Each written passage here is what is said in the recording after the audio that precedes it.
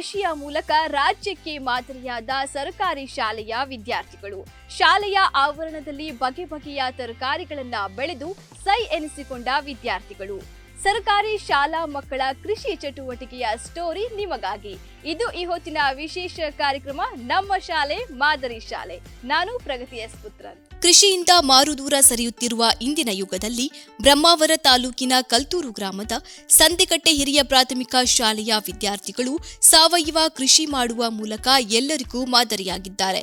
ಸಾಮಾನ್ಯವಾಗಿ ಶಾಲೆಗಳಲ್ಲಿ ಪಠ್ಯದ ಜೊತೆಗೆ ಪಠ್ಯೇತರ ಚಟುವಟಿಕೆಗಳಿಗೆ ಹೆಚ್ಚಿನ ಆದ್ಯತೆ ನೀಡುತ್ತಾರೆ. ಆದರೆ ಸರ್ಕಾರಿ ಹಿರಿಯ ಪ್ರಾಥಮಿಕ ಶಾಲೆಯ ಸಂತೆಕಟ್ಟೆಯಲ್ಲಿ ಪಠ್ಯೇತರ ಚಟುವಟಿಕೆಯೊಂದಿಗೆ ಕೃಷಿಗೂ ಕೂಡ ಹೆಚ್ಚಿನ ಒತ್ತನ್ನು ನೀಡುತ್ತಿದ್ದಾರೆ. ತಮ್ಮ ವಿದ್ಯಾರ್ಥಿಗಳಿಗೆ ಕೃಷಿಯ ಬಗ್ಗೆ ಅರಿವು ಇರಬೇಕು, ಕೃಷಿಯ ಮಹತ್ವ ಎಷ್ಟಿದೆ ಎಂಬುದು ವಿದ್ಯಾರ್ಥಿಗಳಿಗೆ ತಿಳಿಯಬೇಕು ಎಂಬ ಉದ್ದೇಶದಿಂದ ಶಾಲೆಯಲ್ಲಿ ಕೃಷಿಯ ಚಟುವಟಿಕೆಗಳನ್ನು ಆರಂಭಿಸಿದರು. ತಮ್ಮ ಶಾಲೆಯಲ್ಲಿ 4ಕ್ಕೂ ಹೆಚ್ಚು ಬಗೆಯ ತರಕಾರಿಗಳನ್ನು ಬೆಳೆದು ಕೃಷಿಯ ಮಹತ್ವವನ್ನು ಈ ಮಕ್ಕಳು ಸಾರಿದ್ದಾರೆ. ಎಸ್ಟಿಎಂಸಿ ಹಾಗೂ ಶಿಕ್ಷಕರ ಮಾರ್ಗದರ್ಶನದಿಂದ ಶಾಲೆಯಲ್ಲಿ ಸ್ಪಂದನ ಪರಿಸರ ಸಂಘ ಸ್ಥಾಪಿಸಿ ವಿದ್ಯಾರ್ಥಿಗಳು ಕೃಷಿ ಚಟುವಟಿಕೆ ಆರಂಭಿಸಿದರು. ಶಿಕ್ಷಕರ ಮಾರ್ಗದರ್ಶನದಂತೆ ವಿದ್ಯಾರ್ಥಿಗಳು ಕೃಷಿ ಚಟುವಟಿಕೆಯಲ್ಲಿ ತಮ್ಮನ್ನು ತೊಡಗಿಸಿಕೊಂಡಿದ್ದಾರೆ. 7ನೇ ತರಗತಿ ವಿದ್ಯಾರ್ಥಿಗಳು ಈ ಕೃಷಿ ಚಟುವಟಿಕೆಗಳ ಜವಾಬ್ದಾರಿಯನ್ನ ಹೊತ್ತು ಇತರ ವಿದ್ಯಾರ್ಥಿಗಳಿಗೂ ಕೂಡ ಕೃಷಿ ಬಗ್ಗೆ ಮಾಹಿತಿಯನ್ನ ನೀಡುತ್ತಾರೆ. ಬಿಡುವಿನ ವೇಳೆಯಲ್ಲಿ ಬಂದು ತಾವು ಬೆಳೆಸಿದ ತರಕಾರಿ ಗಿಡಗಳಿಗೆ ನೀರು, ಗೊಬ್ಬರಗಳನ್ನು ಹಾಕುತ್ತಾರೆ. ರಜಾ ದಿನಗಳಲ್ಲೂ ಕೂಡ ಸ್ವಯಂ ಉತ್ಸುಕರಾಗಿ ಬಂದು ಗಿಡಗಳಿಗೆ ನೀರು ಹಾಕಿ ಹೋಗುತ್ತಾರೆ. ಅಲ್ಲದೆ ಮಧ್ಯಾಹ್ನದ ಬಿಸಿಯೂಟಕ್ಕೆ ಸಹ ಇದೇ ತರಕಾರಿಗಳಿಂದ ಸಾಂಬಾರು ಪದಾರ್ಥಗಳನ್ನು ಮಾಡಿಕೊಂಡು ಸಂತೋಷದಿಂದ ಸವಿಯುತ್ತಾರೆ.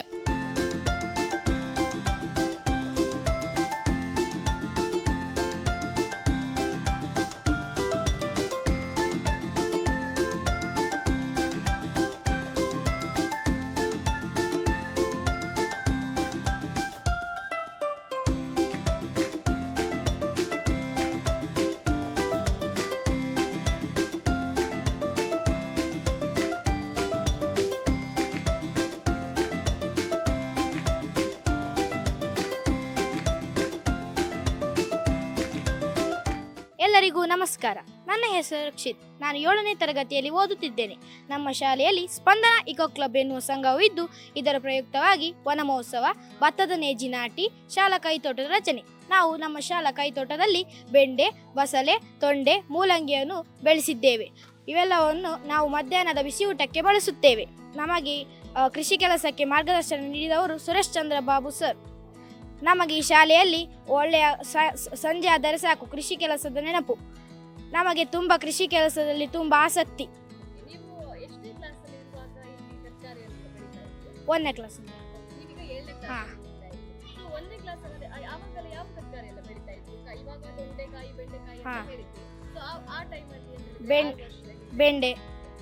ಬೆಂಡೆ ತೊಂಡೆ ಎಲ್ಲ ಬೆಳೀತಿದ್ದೆ.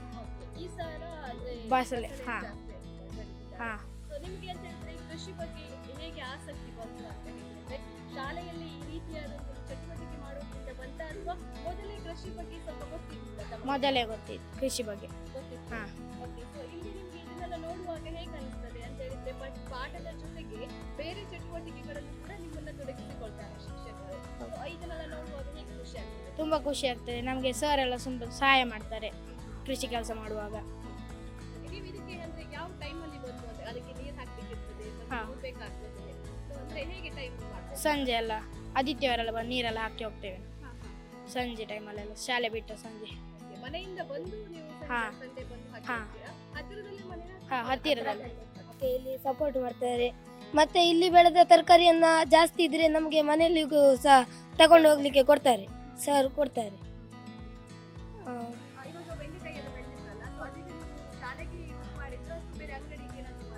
ಇಲ್ಲ, ಶಾಲೆಗೆ ಯೂಸ್ ಮಾಡಿದ್ದೇವೆ. ಮತ್ತೆ ಒಂದ್ಸತಿ ಬಸ್ಲೆನ ಅಂಗಡಿಗೆ ಕೊಟ್ಟಿದ್ದೇವೆ. ಮತ್ತೆ ಮನೆಗೂ ತಗೊಂಡು ಹೋಗ್ಲಿಕ್ಕೆ ಅದೇ ಕೊಡ್ತಾರೆ. ವಿದ್ಯಾರ್ಥಿಗಳು ತಾವು ಬೆಳೆದ ಕೃಷಿಗೆ ಕೋಳಿ ಗೊಬ್ಬರ, ಹತ್ತಿ ಗೊಬ್ಬರ, ತ್ಯಾಜ್ಯದಿಂದ ತಯಾರಿಸಿದ ಗೊಬ್ಬರಗಳನ್ನು ಬಳಸಿ ಸಾವಯವ ಕೃಷಿಗೆ ಒತ್ತು ನೀಡುತ್ತಿದ್ದಾರೆ. ಸಸ್ಯಗಳಿಗೆ ರೋಗಗಳು ಬರದಂತೆ ನೋಡಿಕೊಳ್ಳಲು ಗಂಜಲ ಚಿಮುಕಿಸಿದ ಬೇವಿನ ರಸವನ್ನು ಸಹ ಬಳಸಲಾಗುತ್ತದೆ. ವಿದ್ಯಾರ್ಥಿಗಳು ತಾವು ಬೆಳೆದ ತರಕಾರಿ ಗಿಡಗಳಿಗೆ ನೀರುಣಿಸಲು 25,000 ಲೀಟರ್ ಸಾಮರ್ಥ್ಯದ ಟ್ಯಾಂಕ್ ನಿರ್ಮಿಸಲಾಗಿದ್ದು, ನೀರು ವ್ಯರ್ಥವಾಗುವುದನ್ನು ತಡೆಯಲು ಸಸ್ಯಗಳಿಗೆ ತುಂತುರು ನೀರಾವರಿಯನ್ನು ಅಳವಡಿಸಲಾಗಿದೆ. ಈಗಾಗಲೇ ವಿವಿಧ ರೀತಿಯ ತರಕಾರಿಗಳನ್ನು ಬೆಳೆಸಿದ್ದು, ಅದರಲ್ಲಿ ಬೆಂಡೆ, ಬೆಂಡೆ, ಮೂಲಂಗಿ, ಈರುಳ್ಳಿ, ತೊಂಡೆ ಹಾಗೂ ಬಸಳೆ ಬಳ್ಳಿಗಳನ್ನು ನೆಡಲಾಗಿದೆ. ವಾರಕ್ಕೆ ಸುಮಾರು 20 ಕಿಲೋ ಈರುಳ್ಳಿ ಮತ್ತು 40 ಕಿಲೋ ಬೆಂಡೆ ಕೊಯ್ಲು ಮಾಡಲಾಗುತ್ತದೆ. ನಾವು ಮನೆಯಲ್ಲಿ ಬೆಳೆಸಿದ ತರಕಾರಿಗಳು ಇಷ್ಟು ಒಳ್ಳೆಯ ರೀತಿಯಲ್ಲಿ ಬೆಳೆಯುತ್ತದೆಯೋ ಗೊತ್ತಿಲ್ಲ. ಆದರೆ ಸಂತೆಕಟ್ಟೆ ಹಿರಿಯ ಪ್ರಾಥಮಿಕ ಶಾಲೆಯ ವಿದ್ಯಾರ್ಥಿಗಳು ಬೆಳೆಸಿದ ತರಕಾರಿ ನೋಡುವುದೇ ಚಂದ. ದೈಹಿಕ ಶಿಕ್ಷಕರಾದ ಸುರೇಶ್ ಚಂದ್ರ ಬಾಬುರವರು ಮೂಲತಃ ಕೃಷಿ ಕುಟುಂಬದಿಂದ ಬಂದಿದ್ದು, ಇವರ ಕೃಷಿಯ ಆಸಕ್ತಿಯನ್ನು ವಿದ್ಯಾರ್ಥಿಗಳ ತರಬೇತಿಗೆ ನೀಡಲು ಮುಂದಾದರು. ಸರ್, ನಿಮ್ಮ ಈ ಶಾಲೆಯಲ್ಲಿ ಶಿಕ್ಷಣದ ಜೊತೆಗೆ ಬೇರೆ ಚಟುವಟಿಕೆಗಳು ಕೂಡ ಹೆಚ್ಚಿನ ಪ್ರಾಮುಖ್ಯತೆಯನ್ನು ಕೊಡ್ತಾ ಇದ್ದೀರಾ ಅಂತ ಹೇಳಿದ್ರೆ, ಪಠ್ಯದ ಜೊತೆಗೆ ಪಠ್ಯೇತರ ಚಟುವಟಿಕೆಗಳಲ್ಲೂ ನಾವು ಕೂಡ ಗಮನಿಸಿದ್ವಿ, ಅನೇಕ ತರಕಾರಿಗಳನ್ನ ನಿಮ್ಮ ಶಾಲೆಯಲ್ಲಿ ಬೆಳೆಸಿದ್ದೀರಿ. ಸೊ ಇದಕ್ಕೆ ಅಂದ್ರೆ ಈ ಒಂದು ಆಲೋಚನೆ ನಿಮಗೆ ಯಾಕೆ ಬಂತು? ಅದು ಕೂಡ ಶಾಲೆಯಲ್ಲಿ ಕೃಷಿ ಬಗ್ಗೆ ಮಕ್ಕಳಿಗೆ ಮಾಹಿತಿಯನ್ನ ನೀಡಬೇಕು ಅನ್ನುವಂಥದ್ದು. ಮುಖ್ಯವಾಗಿ ಹೇಳಬೇಕಂದ್ರೆ, ನಾನು ಒಂದು ಕೃಷಿ ಹಿನ್ನೆಲೆಯಿಂದ ಬಂದ ವ್ಯಕ್ತಿಯಾಗಿದ್ದೇನೆ. ಹಾಗೆ ಕೃಷಿಯ ಬಗ್ಗೆ ಚೆನ್ನಾಗಿ ಸಾಮಾನ್ಯವಾದ ಮಾಹಿತಿ ಇತ್ತು. ಎಳವೆಯಲ್ಲೇ ನಮ್ಮ ತಂದೆ ತಾಯಿಗಳು ಕೃಷಿಯಲ್ಲಿ ತೊಡಗಿಸಿಕೊಂಡಿದ್ದರು ಶಾಲೆ ಹೋಗುವಾಗಲೇ. ಹಾಗಾಗಿ ಅದರ ಮೇಲೆ ಒಂದು ಪ್ರೀತಿ ಇತ್ತು. ಅತಿ ಮುಖ್ಯವಾಗಿ ಕೃಷಿ ಸ್ನೇಹಿಯಾಗಿ ಮಕ್ಕಳು ಇದ್ದರೆ ಅವರ ಈ ಪಾಠ ಮತ್ತು ಆಟ ಚಟುವಟಿಕೆಗಳ ಜೊತೆಗೆ ಇನ್ನೊಂದು ಅಂಶವನ್ನು ಅವರಿಗೆ ಒದಗಿಸಿಕೊಟ್ಟ ಹಾಗಾಗುತ್ತದೆ. ಮತ್ತು ಅವರಿಗೆ ಮುಂದಿನ ಹಂತದಲ್ಲಿ ಆ ಕೃಷಿಯ ಬಗ್ಗೆ ಒಲವು ಮತ್ತು ಪರಿಸರದ ಬಗ್ಗೆ ಕಾಳಜಿ, ಪ್ರೀತಿ ಇರುವುದಕ್ಕೆ ಪ್ರತ್ಯೇಕವಾದ ಒಂದು ಪಾಠ ಮಾಡಬೇಕಾಗಿಲ್ಲ ಅನ್ನೋದು ನನ್ನ ಅನಿಸಿಕೆ. ಹಾಗಾಗಿ ಶಾಲಾ ಆವರಣದಲ್ಲಿ ಲಭ್ಯ ಇದ್ದಂಥ ವ್ಯವಸ್ಥೆಗಳಲ್ಲಿ ಮಕ್ಕಳಿಗೆ ಕೃಷಿ ಚಟುವಟಿಕೆಗಳನ್ನು ಮಾಡುವುದಕ್ಕೆ ಅನುಕೂಲ ಮಾಡಿಕೊಟ್ಟೆವು. ಆ ಮೂಲಕ ಅವರು ತರಕಾರಿಗಳನ್ನು ಬೆಳೆದರು, ಹಣ್ಣು ಗಿಡಗಳನ್ನು ನೆಟ್ಟು ಪೋಷಿಸಿದರು. ಆಮೇಲೆ ನೆರಳು ಕೊಡುವ ಗಿಡಗಳನ್ನು ಆಟದ ಮೈದಾನದ ಬದಿಗಳಲ್ಲಿ ನೆಟ್ಟು ಅದರ ಆರೈಕೆಯನ್ನು ಮಾಡ್ತಾರೆ. ಇವೆಲ್ಲ ಚಟುವಟಿಕೆಗಳು ಮಕ್ಕಳು ಪರಿಸರ ಸ್ನೇಹಿಯಾಗಿ ಇರಲಿ ಅನ್ನುವ ಕಾರಣಕ್ಕೆ ನಾವು ಮಾಡಿದ್ದೇವೆ. ಈಗ ಕಾಲ ಬದಲಾಗ್ತಾ ಇದ್ದಾಗ ಜನರ ಜೀವನ ಶೈಲಿಯು ಕೂಡ ಬದಲಾಗ್ತಾ ಇರ್ತದೆ. ಈಗ ಹೆಚ್ಚಿನ ಜನರು ಅಂತ ಹೇಳಿದ್ರೆ ಕೃಷಿಗೆ ಒತ್ತನ್ನು ಕೊಡುವುದು ಕಡಿಮೆ ಆಗಿದೆ. ಯಾಕಂತ ಹೇಳಿದ್ರೆ ಪೇಟೆ ಬದಿಗೆ ಹೋಗ್ತಾರೆ. ಸೊ ಕೃಷಿಯ ಬಗ್ಗೆ ಜನರಿಗೆ ಅಷ್ಟೊಂದು ಮಾಹಿತಿ ಇರೋದಿಲ್ಲ. ನೀವೇನ್ ಮಾಡ್ತಾ ಇದ್ದೀರಾ ಅಂತ ಹೇಳಿದ್ರೆ ಮಕ್ಕಳಿಗೆ ಶಿಕ್ಷಣದ ಜೊತೆಗೇನೆ ಕೃಷಿ ಬಗ್ಗೆನೂ ಗೊತ್ತಾಗ್ಲಿ ಅನ್ನುವಂತ ಒಂದು ಮಾಹಿತಿ ನೀಡುವಂತ ಕಾರ್ಯಕ್ರಮ ಮಾಡ್ತಾ ಇದ್ರಿ. ಸರ್, ಯಾವಾಗಿಂದ ನೀವು ಸ್ಟಾರ್ಟ್ ಮಾಡಿದ್ರಿ ಈ ಶಾಲೆಯಲ್ಲಿ ತರಕಾರಿಗಳನ್ನ ಬೆಳೆಯೋದೆಲ್ಲ? ನಮ್ಮ ಶಾಲೆಯ ವಿದ್ಯಾರ್ಥಿ ಸರ್ಕಾರದ ಜೊತೆಯಲ್ಲಿ ಅದರ ಉಪ ಅಂಗವಾಗಿ ಒಂದು ಕೃಷಿ ಸಂಘವನ್ನು ಕೂಡ ನಾವು ಸ್ಥಾಪನೆ ಮಾಡಿ ಸುಮಾರು 18 ವರ್ಷಗಳಾಯಿತು. ಆ ಮೂಲಕ ಅದಕ್ಕೆ ಕೃಷಿ ಸಂಘದ ಅಧ್ಯಕ್ಷರ ಆಯ್ಕೆ ಮತ್ತು ಕಾರ್ಯದರ್ಶಿಯ ಆಯ್ಕೆ ಮತ್ತು ಸದಸ್ಯರ ಆಯ್ಕೆಯನ್ನು ಶಾಲಾ ವಿದ್ಯಾರ್ಥಿಗಳಲ್ಲಿ ಹಿರಿಯ ವಿದ್ಯಾರ್ಥಿಗಳನ್ನು ಆಯ್ಕೆ ಮಾಡ್ತೇವೆ ಪ್ರತಿ ವರ್ಷದಂತೆ. ಆ ವಿದ್ಯಾರ್ಥಿಗಳ ಮೂಲಕ ಮತ್ತು ಹಿರಿಯ ತರಗತಿಯ ವಿದ್ಯಾರ್ಥಿಗಳನ್ನು ಅಂದರೆ 5, 6, 7ನೇ ತರಗತಿ ವಿದ್ಯಾರ್ಥಿಗಳನ್ನು ಬಳಸಿಕೊಂಡು ಈ ಚಟುವಟಿಕೆಗಳಲ್ಲಿ ಅವರನ್ನು ತೊಡಗಿಸಿಕೊಳ್ತೇವೆ. ಸಾಮಾನ್ಯವಾಗಿ ಶಾಲಾ ಆರಂಭದಲ್ಲಿ ಅಂದರೆ ಜೂನ್ 5ನೇ ತಾರೀಕು ವಿಶ್ವ ಪರಿಸರ ದಿನಾಚರಣೆಯನ್ನು ಆಚರಣೆ ಮಾಡುವುದು ನಮಗೆ ಅದು ಅಗತ್ಯವಿದೆ. ಇತರೆಲ್ಲ ಇಲಾಖೆಗಳ ಸಹಕಾರವು ಕೂಡ ನಮಗೆ ಇದಕ್ಕೆ ಸಿಗ್ತದೆ. ಶಾಲಾ ಆವರಣದಲ್ಲಿ ಅಂದರೆ ಮೈದಾನದ ಬದಿಗಳಲ್ಲಿ ಲಭ್ಯ ಇರುವ ಸ್ಥಳಗಳಲ್ಲಿ ಮಕ್ಕಳಿಗೆ ಪ್ರತಿ ವರ್ಷವೂ ಒಂದು ಸ್ವಲ್ಪವಾದರೂ ಹೊಸ ಸಸಿಗಳನ್ನು ನೆಡುವ ಒಂದು ಕಾರ್ಯಕ್ರಮದ ಮೂಲಕ ಮಗುವಿಗೆ ಗಿಡವನ್ನು ತಾನು ನೆಡಬೇಕು ಮತ್ತು ಅದನ್ನು ಬದುಕಿಸಬೇಕು, ಬೆಳೆಸಬೇಕು ಅನ್ನುವ ಕಲ್ಪನೆ ಮೂಡಬೇಕು ಅನ್ನೋ ಉದ್ದೇಶದಿಂದ ಆ ಕೆಲಸವನ್ನು ಮಾಡಿದ್ದೇವೆ. ಆ ಮೂಲಕ ಶಾಲಾ ಆವರಣದ ಬದಿಗಳಲ್ಲಿ ನೆರಳಿನ ಗಿಡಗಳಿವೆ, ಹಣ್ಣಿನ ಗಿಡಗಳಿವೆ ಹಾಗೂ ಮೋಪು ಆಗುವಂಥ ಗಿಡಗಳು ಕೂಡ ಬೆಳೆದದ್ದನ್ನು ತಾವು ವೀಕ್ಷಣೆ ಮಾಡಬಹುದು. ನೀರಿನ ಸಮಸ್ಯೆ ಏನಾದರೂ ಬರ್ತದೆ? ಯಾಕಂತ ಹೇಳಿದ್ರೆ ಕೆಲವು ತರಕಾರಿಗಳಿಗೆ ಹೆಚ್ಚಾಗಿ ನೀರು ಬೇಕಾಗ್ತದೆ. ಸೊ ಅದನ್ನು ನೀವು ಹೇಗೆ ಮಾಡ್ತೀರಾ? ಬಹಳ ಮುಖ್ಯವಾದ ಪ್ರಶ್ನೆಯನ್ನು ಕೇಳಿದ್ರಿ. ನಮ್ಮ ಊರಿನ ಹೆಸರೇ ಈ ಗ್ರಾಮದ್ದು ಕಳತೂರು ಅಂದರೆ ಇಲ್ಲಿ ಈ ಗ್ರಾಮದಲ್ಲಿ ನೀರೇ ಇಲ್ಲ. ಯಾರೋ ಹೇಳಿದ್ದು ಕೇಳಿದೆ, ಇದು ಕಳೆದ ಊರು ಅಂತ ಹೇಳುವುದನ್ನು ನಾನು ಕೇಳಿಸ್ಕೊಂಡಿದ್ದೆ. ಹೌದೋ ಸುಳ್ಳು ಗೊತ್ತಿಲ್ಲ. ಆದರೆ ನೀರಿನಲ್ಲಿ ಭಾಳ ಕೆಳಮಟ್ಟದಲ್ಲಿದೆ. ಈ ಗ್ರಾಮದಲ್ಲಿ ನೀರಿನ ಅಂಶ ಕಡಿಮೆ ಇದೆ. ಆದರೆ ನಮ್ಮ ಶಾಲೆಯ ಆವರಣದಲ್ಲಿ ನಮಗಾಗಿ ಒಂದು ಬಾವಿ ಇದೆ, ತೆರೆದ ಬಾವಿ ಇದೆ. ಆದರೆ ಅದರ ಅಡಿಭಾಗದಲ್ಲಿ ಪಾದೆ ಬಂದಿದೆ. ಹಾಗಾಗಿ ಇನ್ನೂ ಆಳಕ್ಕೆ ಅದನ್ನು ದುರಸ್ತಿಗೊಳಿಸೋದಕ್ಕೆ ಸಾಧ್ಯ ಇಲ್ಲ. ಸುಮಾರು ಜನವರಿ ತಿಂಗಳ ತನಕ ಅದರಲ್ಲಿ ನೀರು ನಮಗೆ ಲಭ್ಯ ಆಗ್ತದೆ. ಆ ನಂತರದಲ್ಲಿ ನಮಗೆ ಈ ಗ್ರಾಮ ಪಂಚಾಯಿತಿಯ ನೀರಿನ ಆಶ್ರಯವೇ ನಮ್ಮ ಶಾಲೆಗೆ ನೀರಿನ ಆಶ್ರಯ ಆಗಿರುತ್ತದೆ. ಕುಡಿಯ ನೀರನ್ನು ಅವರು ನಮಗೆ ಒದಗಿಸಿಕೊಡ್ತಾರೆ. ಆ ಕುಡಿಯ ನೀರನ್ನೇ ನಾವು ಸ್ವಲ್ಪ ಮಿಗತ್ತೆ ಮಾಡಿಕೊಂಡು ಉಳಿಸಿಕೊಂಡು ಅದರಲ್ಲಿ ಈ ನಮ್ಮ ಕೈತೋಟಗಳನ್ನು ಮತ್ತು ನಾವು ಬೆಳೆದ ಹೂವಿನ ಗಿಡಗಳನ್ನು ಸಲಹುವುದಕ್ಕೆ, ಬೆಳೆಸುವುದಕ್ಕೆ ನಾವು ಅದನ್ನು ಬಳಸ್ಕೊಳ್ತೇವೆ. ಸರ್, ನಾವು ಕೇಳ್ಪಟ್ವಿ ವಿದ್ಯಾರ್ಥಿಗಳ ಸಂಖ್ಯೆಯು ಕೂಡ ಜಾಸ್ತಿ ಆಗಿದೆ ಅನ್ನುವಂಥದ್ದು. ಸೊ ಇದ್ರ ಬಗ್ಗೆ ಏನು ಹೇಳ್ತೀರಾ ಸರ್? ಯಾಕಂತ ಹೇಳಿದ್ರೆ ಇಂತೆಲ್ಲ ಚಟುವಟಿಕೆ ಮಾಡಿದಾಗ ಪೋಷಕರು ತಾವಾಗಿ ಕಳಿಸ್ತಾರೆ, ನೀನು ಈ ಶಾಲೆಗೆ ಹೋಗಿ ಓದು ಅಂತ ಹೇಳಿ.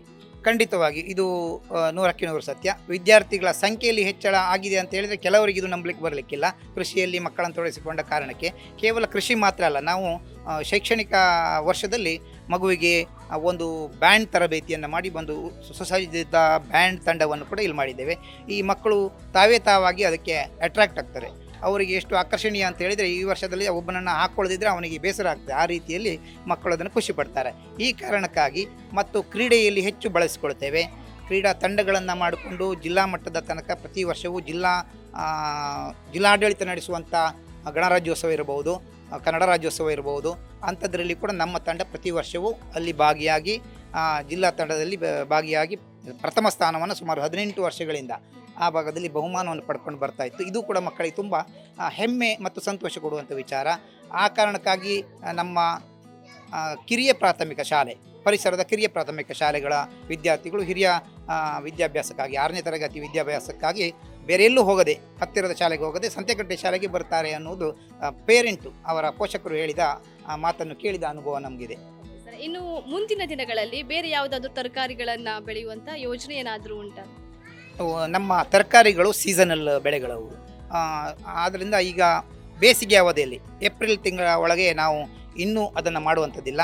ಸಾಮಾನ್ಯ ಜುಲೈ ತಿಂಗಳಲ್ಲಿ ಬೆಂಡೆ ತರಕಾರಿಯನ್ನು ಮಾಡಿದ್ದೆವು. ಅದು ಸುಮಾರು ಪ್ರತಿದಿನ 2 ದಿನಕ್ಕೊಮ್ಮೆ ಅದರ ಕೊಯ್ಲನ್ನು ಕೂಡ ಮಾಡಿದ್ದೆವು. ಪ್ರತಿದಿನದ ಕೊಯ್ಲಿನಲ್ಲಿ 40 kgಯಿಂದ ಹಿಡಿದು ಹಾಗೆ ಕಡಿಮೆ ಆಗ್ತಾ ಬಂತು. ನಂತರದಲ್ಲಿ ಅದು ಮುಗಿಯಿತು. ಅದನ್ನು ಗಿಡವನ್ನು ಕಟಾವು ಮಾಡಿ ಅದರ ಬೆಳೆದ ಬೀಜಗಳನ್ನು ಆಯ್ಕೆ ಮಾಡಿ ಒಣಗಿಸಿ ನಮ್ಮ ವಿದ್ಯಾರ್ಥಿಗಳೇ ಮುಂದಿನ ವರ್ಷದ ಸಸಿಗಳನ್ನು ನೆಡುವುದಕ್ಕಾಗಿ, ಸಸಿ ಮಾಡುವುದಕ್ಕಾಗಿ ಬೀಜವನ್ನು ಕೂಡ ಸಂಗ್ರಹಣೆ ಮಾಡಿ ಇಟ್ಟಿದ್ದಾರೆ. ಅದೊಂದು ಹಂತದಲ್ಲಿ ಮುಕ್ತಾಯ ಆಗಿದೆ. ನಂತರದಲ್ಲಿ ನಾವು ಸೆಪ್ಟೆಂಬರ್ ತಿಂಗಳಲ್ಲಿ ಬಸಳೆಯನ್ನು ಮಾಡಿದೆವು. ಬಸಳೆ ಮಳೆಗಾಲಕ್ಕೆ ಅದು ಯೋಗ್ಯ ಆಗಿರೋದು, ಸ್ವಲ್ಪ ತಂಪುದಾಯಕ ಅದು. ಹಾಗಾಗಿ ಅದು ಅಲ್ಲಿಂದ ಈಗ ಏಪ್ರಿಲ್ ತನಕ ಅದು ಬಳಕೆಗೆ ಬರ್ತದೆ. ಅದು ಬಸಳೆಯ ಕೃಷಿ. ಹಾಗೆ ತೊಂಡೆಯನ್ನು ಕೂಡ ನಾವು ಸೆಪ್ಟೆಂಬರ್ ತಿಂಗಳ ನಂತರದಲ್ಲಿ ಹಾಕಿ ಅದರ ಕೃಷಿಯನ್ನು ಕೂಡ ಮಾಡಿದ್ದೇವೆ. ಇನ್ನು ಮೂಲಂಗಿ ಬೆಳೆಯನ್ನು ಕೂಡ ನಮ್ಮ ವಿದ್ಯಾರ್ಥಿಗಳು ಮಾಡುವ ಅನುಭವವನ್ನು ಅವರಿಗೆ ಕೊಟ್ಟೆವು 1 ವರ್ಷದಲ್ಲಿ. ಆನಂತರ ಪ್ರತಿ ವರ್ಷವೂ ಮಕ್ಕಳು ಅದನ್ನು ಇಷ್ಟಪಟ್ಟು ಮಾಡ್ತಾರೆ. ಅದು ಭಾಳ ಬೇಗ ಬರುವಂಥ ಬೆಳೆಯಾಗಿರ್ತದೆ. 1.5 ತಿಂಗಳ ಅವಧಿಯಲ್ಲಿ ನೆಟ್ಟು ಕೊಯ್ಲಿಗೆ ಬರ್ತದೆ. ಅದನ್ನು ನಾವು ಮಿಶ್ರ ಬೆಳೆಯಾಗಿ ಬೆಂಡೆಯ ಮತ್ತು ಇದರ ಮಧ್ಯದಲ್ಲಿ ಮಾಡ್ತಾ ಬಂದಿದ್ದೆವು. ಅದು ಕೂಡ ಈಗ ಮುಗಿದಿದೆ. ಈಗ ನಮ್ಮಲ್ಲಿ ಕೊನೆಗೆ ಉಳಿಕೊಂಡದ್ದು ತೊಂಡೆ ಮತ್ತು ಬಸಳೆ 2 ತರಕಾರಿಗಳು ನಮ್ಮ ವಿದ್ಯಾರ್ಥಿಗಳ ಆರೈಕೆಯಲ್ಲಿ ಉಳ್ಕೊಂಡಿವೆ. ಅದು ಏಪ್ರಿಲ್ ತನಕ ಇರ್ತದೆ. ಮತ್ತು ಮಕ್ಕಳು ಶಾಲೆಯಿಂದ ರಜೆ ಸಿಕ್ಕಿದ ನಂತರ ಈ ಸ್ಥಳೀಯ ಕೆಲವರು ಅದನ್ನು ಬಳಕೆ ಮಾಡಿಕೊಳ್ಳೋದಕ್ಕೆ ನಮಗೆ ಯಾರು ಸಹಕರಿಸ್ತಾರೆ ಈ ಸಂದರ್ಭದಲ್ಲಿ ಇದನ್ನೆಲ್ಲ ಮಾಡೋದಕ್ಕೆ ಅವರಿಗೆ ತಗೊಂಡು ಹೋಗಿ ಅಂತ ಅವರಿಗೆ ಕೂಡ ಅದರ ಜವಾಬ್ದಾರಿ ಕೊಟ್ಟಿರ್ತದೆ. ಸರ್, ಈಗ ಕೃಷಿ ಮಾಡಲಿಕ್ಕೆ ಗೊಬ್ಬರಗಳು ಬೇಕಾಗ್ತದೆ. ನೀವು ಏನು ಮಾಡ್ತೀರಾ ಸರ್? ಅಂದರೆ ಹೊರಗಡೆಯಿಂದ ತರಿಸ್ತೀರಾ ಅಥವಾ ಹೇಗೆ? ಇದರಲ್ಲಿ 2 ಇದೆ. ಹೊರಗಡೆಯಿಂದ ತರಿಸುವಂಥದ್ದು ಇದೆ. ತರಿಸುವುದಂದರೆ ಅದು ಹಣಕ್ಕಾಗಿ ತರಿಸುವುದಿಲ್ಲ. ನಮ್ಮ ಹಳೆ ವಿದ್ಯಾರ್ಥಿಗಳೇ, ಉದಾಹರಣೆಗೆ ನಮ್ಮ ಕೃಷಿಗೆ ಹಟ್ಟಿಯ ಗೊಬ್ಬರ ಬೇಕು, ದನದ ಗೊಬ್ಬರ ಬೇಕು. ಆಮೇಲೆ ನಾವು ಮಿಶ್ರಣವಾಗಿ ಅದಕ್ಕೆ ಕೋಳಿ ಗೊಬ್ಬರವನ್ನು ಕೂಡ ಹಾಕ್ತೇವೆ. ಈ ನಮ್ಮ ಸ್ಥಳೀಯವಾಗಿ ಕೆಲವು ಕೋಳಿ ಸಾಕುವ ಕೇಂದ್ರಗಳಿವೆ. ಅಲ್ಲಿಂದ ನಮ್ಮ ಹಳೆ ವಿದ್ಯಾರ್ಥಿಗಳ ಮೂಲಕ ಒಂದಷ್ಟು ಕೋಳಿ ಗೊಬ್ಬರಗಳನ್ನು ತರಿಸಿಕೊಳ್ತೇವೆ. ಅದು ಉಚಿತವಾಗಿ ಅವರು ತಂದು ಕೊಡ್ತಾರೆ. ಆಮೇಲೆ ಹಟ್ಟಿ ಗೊಬ್ಬರವನ್ನು ನಮ್ಮ ಪೋಷಕರು ಯಾರಾದರೂ ಅವರ ಮನೆಯಿಂದ ತಂದು ಹಾಕಿ ಒದಗಿಸಿಕೊಡ್ತಾರೆ. ಆಮೇಲೆ ನಮ್ಮ ಶಾಲಾವರಣದಲ್ಲಿ ಬಿದ್ದಂಥ ತರಗಲೆಗಳನ್ನು ಕೂಡ ನಮ್ಮ ವಿದ್ಯಾರ್ಥಿಗಳು ಹೆಕ್ಕಿ ಅದರ ಜೊತೆಗೆ ಸೇರಿಸ್ತಾರೆ. ಈ 3 ಮಿಶ್ರಣವನ್ನು ಒಂದು ಕಡೆ ಹಾಕಿ ಅದು ಉತ್ತಮ ಸತ್ವಯುಕ್ತ ಗೊಬ್ಬರವಾಗಿ ತಯಾರಾಗ್ತದೆ, ಸಾವಯವ ಗೊಬ್ಬರ. ಇದೇ ಗೊಬ್ಬರವನ್ನು ನಮ್ಮ ಎಲ್ಲ ಕೃಷಿಗಳ ಪಾತಿ ಮಾಡುವ ಸಂದರ್ಭದಲ್ಲಿ ನಮ್ಮ ಮಕ್ಕಳು ಬೇಕಾದ ಹಾಗೆ ಅವಶ್ಯಕತೆಗೆ ಅನುಗುಣವಾಗಿ ಅದನ್ನು ಬಳಸಿಕೊಳ್ತಾರೆ. ಯಾವುದೇ ಕಾರಣಕ್ಕೂ ಯಾವುದೇ ವರ್ಷದಲ್ಲಿ ನಾವು ರಸಗೊಬ್ಬರಗಳನ್ನು ಬಳಸಲಿಲ್ಲ ನಮ್ಮ ತರಕಾರಿ ತೋಟಗಳಲ್ಲಿ ಅಥವಾ ಕೃಷಿಯಲ್ಲಿ. ಮತ್ತು ಕೀಟನಾಶಕಗಳನ್ನು ಸಿಂಪಡಿಸಿಕೊಂಡದ್ದೇ ಇಲ್ಲ. ಕೀಟಗಳು ಬರುವುದು ಸಾಮಾನ್ಯ ಕೃಷಿಗೆ. ಆದರೆ ಅದಕ್ಕೆ ನಮ್ಮ SDMC ಸದಸ್ಯರೊಬ್ಬರು ಸುಂದರ್ ಶೆಟ್ಟಿ ಅನ್ನೋರು ಅವರ ಮನೆಯಿಂದ ಒಂದಷ್ಟು ದನದ ಮೂತ್ರವನ್ನು ಸಂಗ್ರಹ ಮಾಡಿ ತಂದು ಕೊಟ್ಟು ಅದಕ್ಕೆ ಬೇವಿನ ಹಿಂಡಿಯನ್ನು ಮಿಶ್ರಣ ಮಾಡಿ ಹಾಕಿ ಅದನ್ನು ಮಕ್ಕಳಲ್ಲಿ ನಾವು ಬೇಕಾದ ಹಾಗೆ ಅಗತ್ಯ ಇದ್ದರೆ ಸಂದರ್ಭಕ್ಕನುಗುಣವಾಗಿ ಸಿಂಪರಣೆ ಮಾಡುವ ಒಂದು ಕೆಲಸವನ್ನು ಕೂಡ ಮಾಡಿಕೊಂಡಿದ್ದೇವೆ.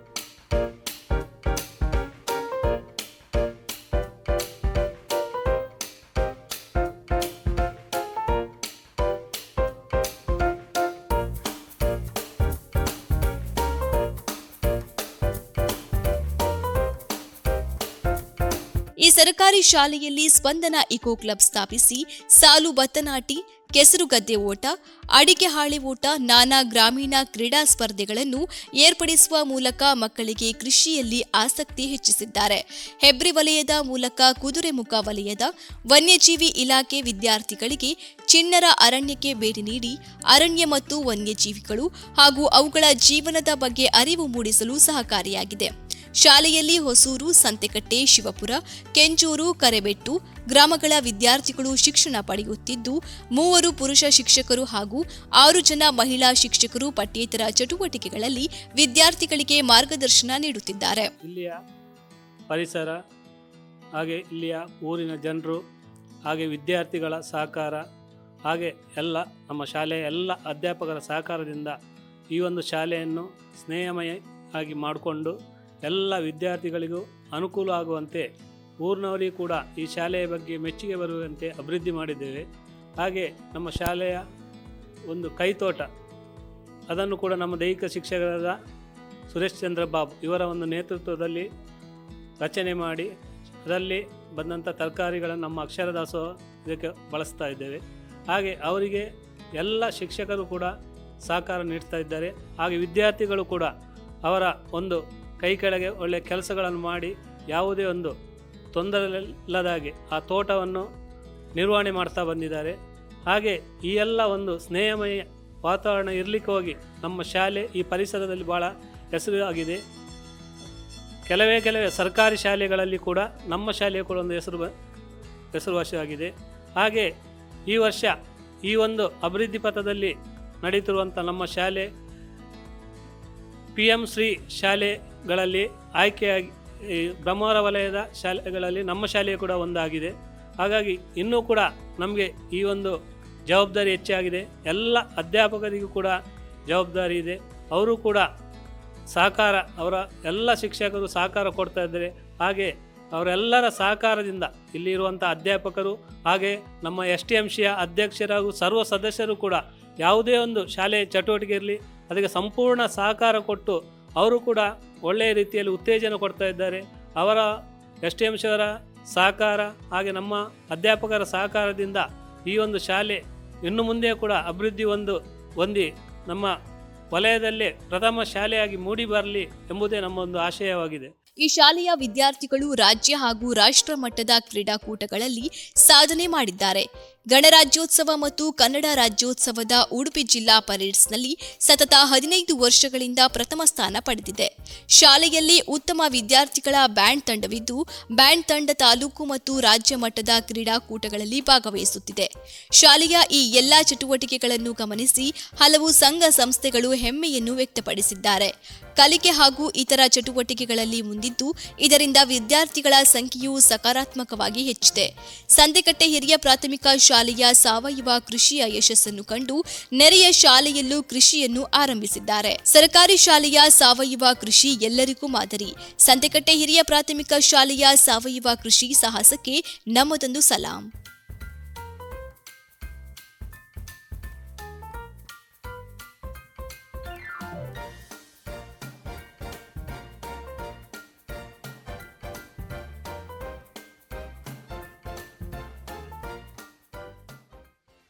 ಕೃಷಿ ಎಂದರೆ ಮಾರುದೂರ ಓಡುವ ಈಗಿನ ಕಾಲದಲ್ಲಿ ಸರ್ಕಾರಿ ಶಾಲಾ ಮಕ್ಕಳ ಕೃಷಿ ಚಟುವಟಿಕೆ ಎಲ್ಲರಿಗೂ ಕೂಡ ಮಾದರಿಯಾಗಿದೆ. ಮಕ್ಕಳು ಚಿಕ್ಕ ವಯಸ್ಸಿನಲ್ಲೇ ಇರುವಾಗ ಕೃಷಿಗೆ ಹೆಚ್ಚಿನ ಮಹತ್ವವನ್ನ ನೀಡಬೇಕು ಎನ್ನುವುದು ಈ ಶಾಲೆಯ ಶಿಕ್ಷಕರ ಉದ್ದೇಶವಾಗಿದೆ. ಮುಂದಿನ ದಿನಗಳಲ್ಲೂ ಕೂಡ ಇಂತಹುದೇ ಅನೇಕ ಬಗೆಯ ತರಕಾರಿಗಳನ್ನ ಬೆಳೆದು ರಾಜ್ಯಕ್ಕೆ ಮಾದರಿಯಾಗಲಿ ಎಂದು ಹೇಳುತ್ತಾ ಕಾರ್ಯಕ್ರಮವನ್ನ ಇಲ್ಲಿಗೆ ಮುಗಿಸುತ್ತಿದ್ದೇವೆ. ನಿರಂತರ ಸುದ್ದಿ ಹಾಗೂ ಮನೋರಂಜನೆಗಾಗಿ ತಾವೆಲ್ಲರೂ ನೋಡ್ತಾ ಇರಿ ದೈಜಿವ 24/7.